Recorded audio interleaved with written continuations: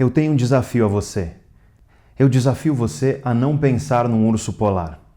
E curiosamente, eu tenho certeza de que você está até agora pensando no maldito urso polar, mesmo que você ainda esteja tentando não pensar.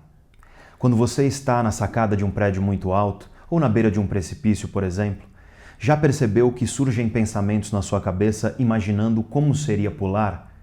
E se eu pulasse? Como seria a sensação?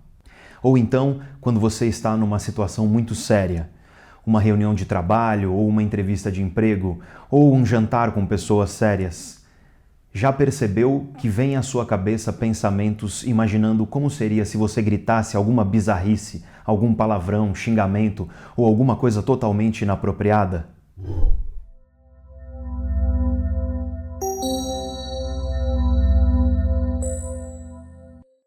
Em 1845, o autor americano Edgar Allan Poe escreveu um conto chamado O Demônio da Perversidade. O conto é um relato em primeira pessoa de um homem que planejou detalhadamente um assassinato. Depois de pensar em diversas formas de matar a sua vítima e de descartar quaisquer possibilidades que tivessem a mínima chance de detecção por parte das autoridades, ele decide assassinar a vítima com uma vela contaminada com veneno. De maneira cautelosa e planejada, ele substitui a vela que ficava no quarto da vítima. E essa vítima, à noite, quando vai ler um livro antes de dormir, acende a vela.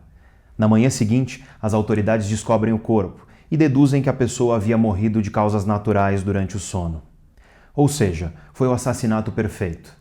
O assassino era herdeiro da vítima e passou anos aproveitando os benefícios da herança, inclusive se refestelando no prazer de saber que não havia qualquer evidência que conectasse ele ao crime. Até que um belo dia ele começou a ser atormentado por um pensamento. O pensamento "eu estou seguro". Todos os dias esse pensamento vinha à cabeça dele. Eu estou seguro, até que o pensamento se transformou em "eu estou seguro, se eu nunca for tolo de confessar o crime". E esse pensamento perverso começou a crescer e tomar conta da vida dele. Tudo o que ele queria era não pensar nisso. E quanto mais ele queria não pensar, mais ele pensava. Até que um dia ele desmaiou no meio da rua e quando ele acordou, ele descobriu que havia confessado o crime. Nesse conto, o Edgar Allan Poe diz que nós, seres humanos, temos uma propensão a pensar coisas inapropriadas e até mesmo coisas horríveis, em momentos onde tudo o que nós queríamos era justamente não pensar nessas coisas. Essa propensão, na visão dele, funciona como uma espécie de demônio que habita nossas mentes. Eu gosto muito desse conto. Eu gosto especialmente do título. O demônio da perversidade nos visita quase todos os dias, e eu posso dar alguns exemplos disso.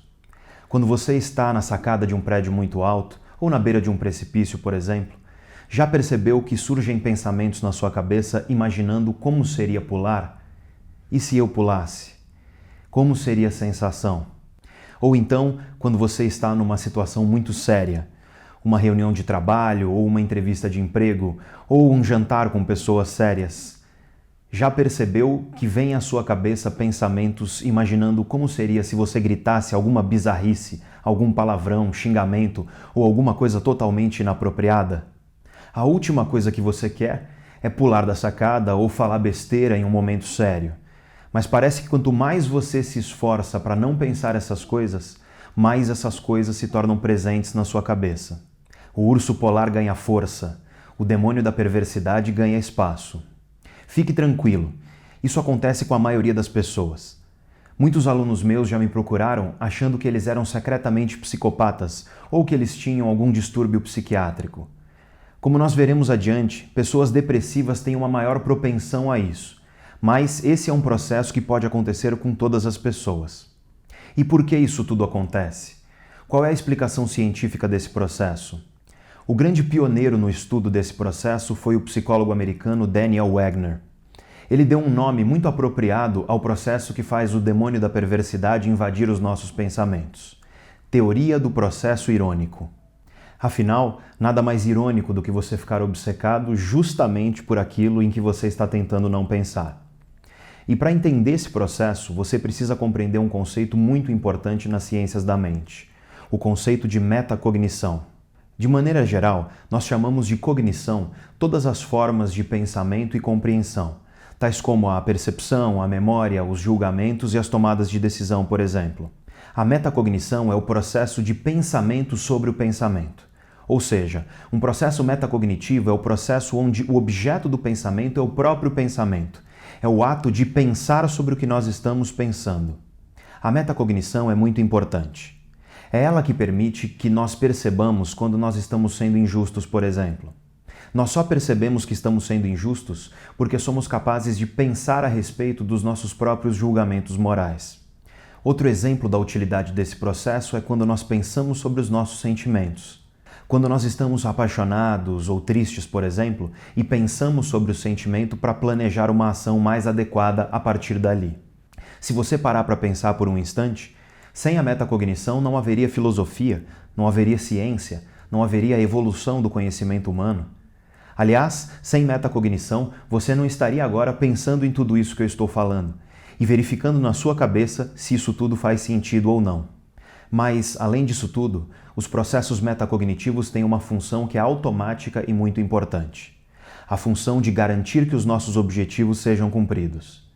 Em outras palavras, a metacognição possui um processo automático de monitoramento da nossa cognição.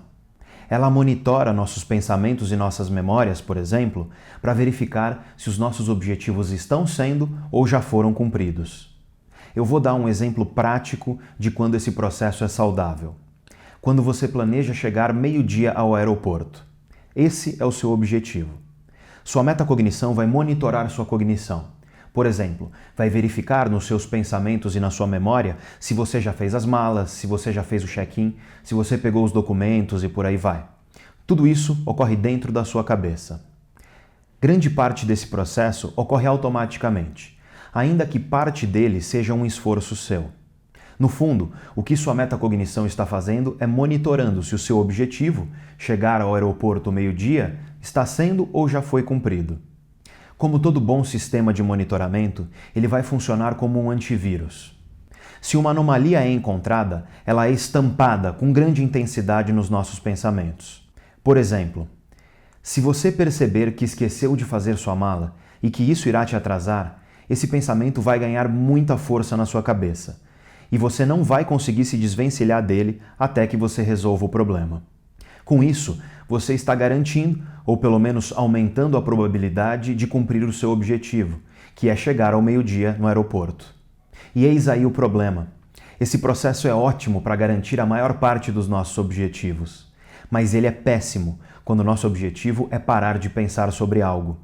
Porque quando o nosso objetivo é parar de pensar sobre um urso polar, por exemplo, esse sistema de monitoramento vai entrar em ação e vai tentar monitorar se o objetivo, parar de pensar no urso polar, já foi ou está sendo cumprido.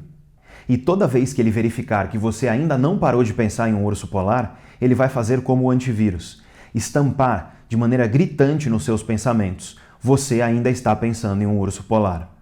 E isso cria uma retroalimentação de pensamentos, que faz com que o urso polar fique cada vez maior na sua cabeça. Esse é um exemplo de funcionamento desse processo que pode não ser saudável. A mesma coisa acontece quando você está na sacada de um prédio ou à beira de um precipício e a ideia "e se eu pulasse?" vem na sua cabeça. Vamos passo a passo. Você está em um lugar alto e você está pensando que aquilo é perigoso, que se você pular, você morrerá, e que a morte seria dolorosa e assustadora, por exemplo. E que, no fim das contas, você tem que tomar cuidado para não pular. Esse é o seu objetivo, não pular. Sua metacognição vai monitorar os seus pensamentos, verificando sempre se o seu objetivo, que é não pular, está sendo ou já foi cumprido.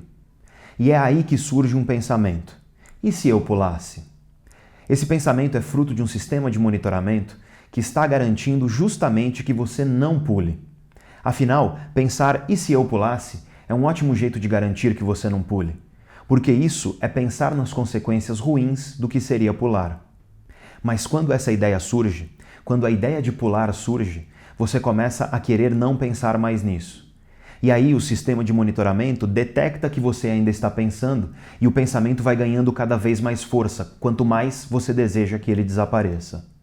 O demônio da perversidade é justamente o processo irônico da nossa metacognição. As pesquisas indicam que pessoas com depressão sofrem desse processo irônico de maneira mais intensa especialmente quando elas estão ruminando coisas negativas. E nós também sabemos que o processo irônico acontece mais quando você está cansado, estressado ou sobrecarregado. O demônio da perversidade, ou o processo irônico da metacognição, estão na raiz da nossa autossabotagem. Quanto mais você quer tirar pensamentos negativos da sua cabeça, mais eles tendem a surgir. Quanto mais você quer ser natural em uma situação de nervosismo, mais nervoso você fica. Quanto mais você quer parecer confiante, menos confiante você parecerá.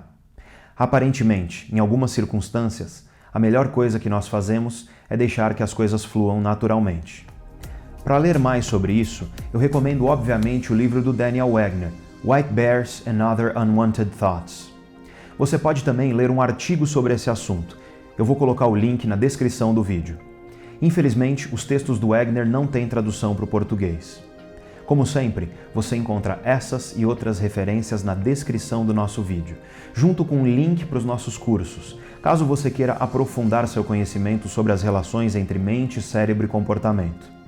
Se você gostou, não esquece de curtir, compartilhar e se inscrever em nosso canal. E se você já for inscrito, você pode clicar no sininho para receber notificações sempre que nós postarmos um vídeo novo. Muito obrigado, um abraço e para de pensar no urso polar.